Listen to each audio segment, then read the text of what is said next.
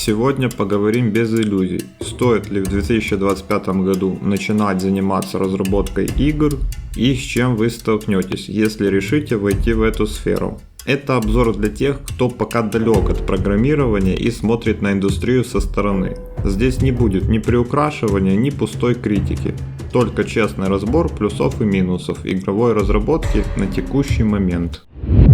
Ни для кого не секрет, что рынок IT-обучения сегодня перегрет инфо-цыганами. Вместо системной подготовки и развития настоящих специалистов часто преобладает агрессивный маркетинг. Сомнительные личности с неясным опытом и навыками стараются привлечь как можно больше новичков, без отбора по способностям. Основная цель таких проектов – продать курсы как можно шире аудитории, обещая быстрые результаты, якобы трудоустройство и высокие зарплаты в валюте, буквально через несколько месяцев. Разработка игр тоже часто становится частью этой красивой обертки.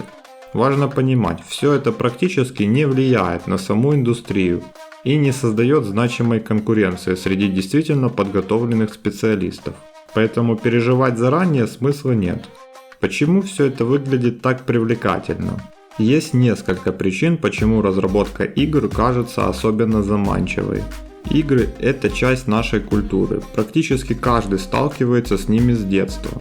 И идея работать над чем-то, что сам любишь, интуитивно воспринимается как работа мечты. Видимый результат. В отличие от многих других направлений разработки, где конечный результат часто мы не видим, в геймдеве он осязаем, можно буквально поиграть в то, что ты сделал. Это создает ощущение ценности и гордости за работу. Популярные истории успеха, где, как исключение, одиночные разработчики выстреливают, создавая хиты и зарабатывают миллионы. Хотя статистика такого успеха достаточно плачевна. Все это формирует образ индустрии, которая снаружи выглядит максимально желанной и доступной, хотя внутри все гораздо сложнее. Еще один важный фактор – сами игры, которые мы видим вокруг. Достаточно зайти в Google Play или App Store, в топах часто находятся откровенно посредственные проекты с простейшими механиками вроде Match 3 или бесконечных раннеров. И при этом часто мы видим аналитику по прибыли таких игр, которая составляет миллионы долларов. Все это создает иллюзию, что повторить подобный успех не так уж сложно. Мол, если такие простые игры приносят огромные деньги, значит и ты сможешь сделать не хуже буквально за пару недель. Этот контраст между внешней простотой и громкими финансовыми результатами еще сильнее подогревает интерес к индустрии и заставляет многих поверить в легкий вход и быстрый заработок. Первая суровая правда – это прибыль. Если сравнивать игровую индустрию с другими направлениями в IT, то геймдев, как правило, оказывается одним из наименее прибыльных, особенно на старте карьеры. К тому же множество исследований, которые подтверждают, что выбор профессии исключительно из-за денег, в большинстве случаев приводит к разочарованию и неудачам. Даже если вы пока не чувствуете особого интереса ни к одной области, лучше выбирать направление, где у вас хотя бы есть склонности или задатки. Это не гарантирует успеха, но существенно повысит шансы двигаться вперед и не выгореть после первых же трудностей. Теперь поговорим без иллюзий. Игровая индустрия действительно растет. Ее капитализация уже давно обогнала киноиндустрию. Но вместе с этим растут и требования, а также конкуренция. Даже если речь идет о мобильных играх с простой механикой, важно понимать, на поверхности мы видим только успехи. Но за каждым топовым проектом стоит не только сама игра, но и огромный маркетинг, бюджеты на продвижение и команды, которые четко понимают, что делают. Большинство проектов, особенно у новичков, так и остаются незамеченными. Около 90% мобильных игр набирают менее 1000 скачиваний за все время жизни. Алгоритмы магазинов жестко фильтруют новые проекты. И без бюджета на рекламу, других способов достучаться до большого количества аудитории или нетворкинга с издателями практически невозможно пробиться в топы. Так что создать игру мало, самое сложное начинается потом. Еще один важный момент. Разработка игр – это не просто сделать игру и ждать дохода. Без стабильных инвестиций времени или денег вероятность, что вы выйдете хотя бы в ноль, очень мала. Даже гиперказуальные игры, которые кажутся максимально простыми, сегодня требуют сильной аналитики.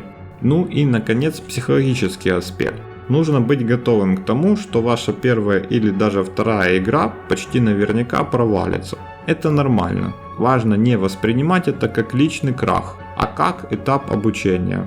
Но если вы идете только ради денег, велик шанс, что вы просто не выдержите разочарований. Что изменилось в 2025 году? Первое серьезное изменение – это алгоритмы крупных платформ, таких как Steam и Google Play. Они стали еще менее благосклонны к новичкам. Новые игры тонут в потоке тысячи релизов, а без серьезных вложений в маркетинг попасть в рекомендации практически невозможно. Второй фактор – повсеместное внедрение ИИ инструментов. С одной стороны, это безусловно упростило техническую часть разработки. Сегодня любой энтузиаст может буквально за несколько недель собрать проект, который раньше требовал усилий целой команды. Но есть и обратная сторона. Таких разработчиков стало в разы больше, конкуренция усилилась и выделиться в этом потоке стало еще сложнее. Тем не менее, важно не переоценивать угрозу так называемых вайп-кодеров, людей, которые создают проекты полностью на базе нейросетей и шаблонов без глубокого понимания процессов. Как правило, их работа посредственна по качеству, и если им удается добиться успеха, то чаще всего это заслуга грамотного продвижения, а не выдающегося качества продукта. Для тех, кто только начинает, искусственный интеллект наоборот открывает хорошие возможности. Он значительно ускоряет обучение и помогает быстрее осваивать технические тонкости. Это не магическая таблетка, но мощный вспомогательный инструмент, который при правильном подходе может заметно приблизить вас к уровню уверенного специалиста. Представьте, что у вас есть преподаватель, которому 24/7 можно написать, и он разъяснит вам любую тему. Сегодня это реальность. И, наконец, еще одна важная тенденция – усиление позиций крупных игроков. Даже на тех рынках и в тех жанрах, которые раньше считались вотчиной инди, теперь все чаще появляются большие студии с серьезными бюджетами. Это дополнительно сужает пространство для новичков и заставляет мелкие команды искать более изощренные способы роста. При всей суровой реальности нужно признать и сильные стороны индустрии, которые часто недооценивают новички. Во-первых, практически все, что преподают на платных курсах по разработке игр, уже давно доступно бесплатно. Курсы, книги, видеоролики, туториалы, исходники проектов – все это можно найти и в открытом доступе. Главная сложность не доступ к информации, а умение ее структурировать и организовать свое обучение. Да, это требует усилий и самодисциплины, но путь абсолютно реален для любого, кто готов вкладывать время и работать над собой. Во-вторых, рынок по-прежнему огромен. Глобальная капитализация игровой индустрии оценивается в сотни миллиардов долларов и продолжает расти. Это значит, что даже при высокой конкуренции остается множество ниш, в которых можно найти свою аудиторию. Пусть даже не будет миллионов долларов с первой игры, но заработать стабильно несколько тысяч долларов в месяц вполне достижимая цель, если уделять внимание качеству продукта и не останавливаться на первых неудачах. Есть и технические плюсы. Все основное программное обеспечение для создания игр доступно полностью бесплатно. Это сильно упрощает вход для начинающих и позволяет сосредоточиться на важном – умении делать сами игры. Наконец, важный момент – это продвижение. Да, маркетинговые бюджеты крупных студий впечатляют, но для инди-разработчиков есть альтернативный путь. Это соцсети и платформы для видеоконтента, которые позволяют строить свой канал, набирать аудиторию с нуля и практически без вложений. Активное ведение YouTube, TikTok, Instagram или Telegram не только помогает находить первых игроков, но и формирует сообщество, которое станет вашим естественным трамплином для будущих релизов. Это долгий путь, но он работает и компенсирует недостаток бюджета упорством и креативностью. А теперь я приведу мои советы для тех, кто все же хочет попробовать. Если после всего сказанного у вас по-прежнему горит желание попробовать себя в разработке игр, это уже хороший знак. Вот несколько простых, но важных советов для старта. Первое. Забудьте про игры без кода. Ни один визуальный редактор или конструктор не заменит нормальное программирование.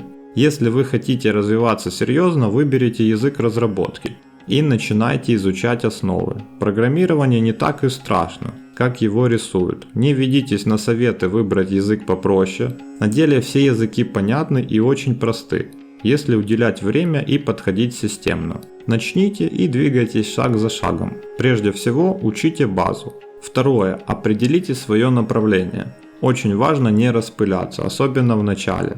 Решите заранее, что вам ближе. Мобильные игры, AAA проекты, браузерные или что-то еще. Можно даже выбрать конкретный жанр для первого проекта. Это поможет удержать фокус и быстрее набрать первые результаты. Переключиться позже всегда успеете. Третье. Сразу думайте о продвижении. Игру сделать это только полдела. Подумайте заранее, как вы будете ее рекламировать. Даже небольшой бюджет 10 и 20 долларов в месяц при грамотной настройке рекламы может принести уже первые установки, которые потом окупятся на монетизации. Параллельно начинайте вести соцсети TikTok, YouTube, Telegram, там где вам комфортно. Контент, кстати, может быть на любую тематику. Хоть мемы. Вам важно, чтобы была ваша аудитория, где вы сможете рекламировать свои проекты. И четвертое. Будьте готовы к неудачам. Да, это самое сложное. Но нужно сразу принять, многие игры не выстрелят, это нормально. Даже крупные студии теряют миллионы долларов на провальных проектах и при этом продолжают работать дальше. Неудача одного проекта не означает, что следующий будет таким же. Более того, каждый завершенный проект – это опыт, в первую очередь в написании кода. Этот опыт никуда не денется, и он напрямую влияет на ваш рост и будущие успехи как разработчика. Подводя итог, разработка игр – это не быстрый способ разбогатеть и не легкая прогулка. С другой стороны, а где сейчас легко?